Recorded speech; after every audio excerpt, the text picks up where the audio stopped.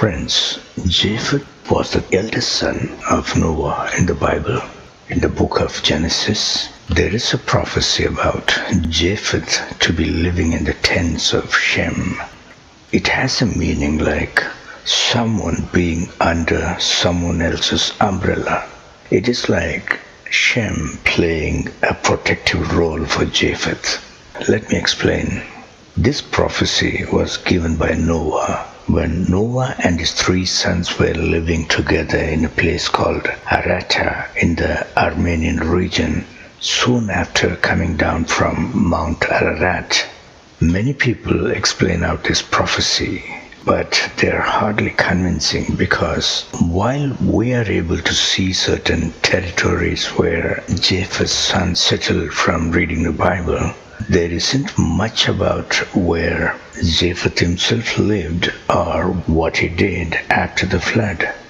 However, one can find Japheth in the form of Yayati in Hinduism, like many water nymphs that Lucifer sent to round up and control prominent people of ancient times. Yayati was under the spell of a nymph called Vishwachi, the details of which can be found in the Adi Parva chapter 75 of Mahabharata.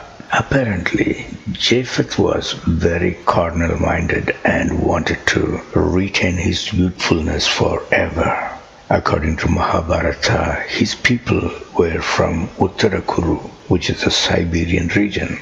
It goes on to say that they were involved in the practice of free love, like the one followed by the birds and the beasts.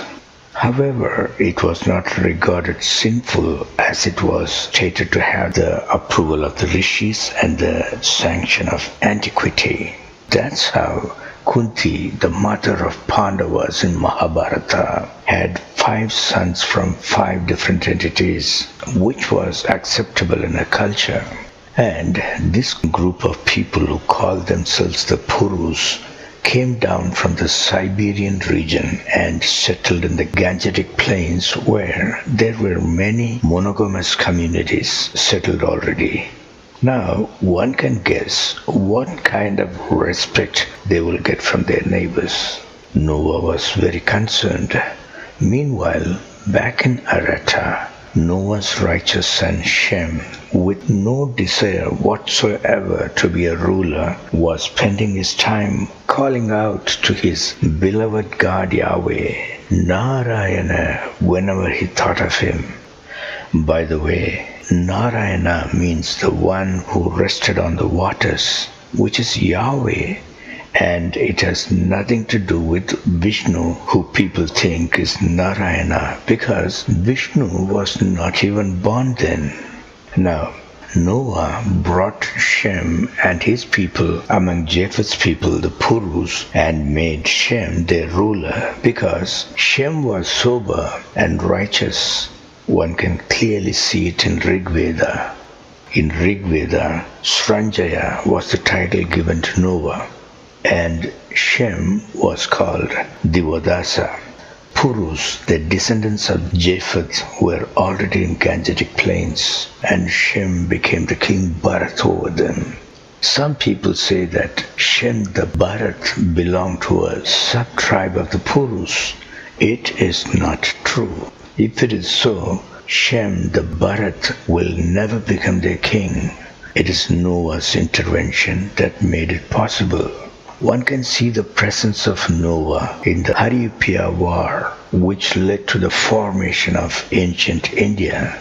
Now, after hearing all this, still one may say that Yayati has nothing to do with Japheth. However, his associations point out otherwise. The Bible talks about a son of Japheth named Javan, and the Indians call the same person Yavana.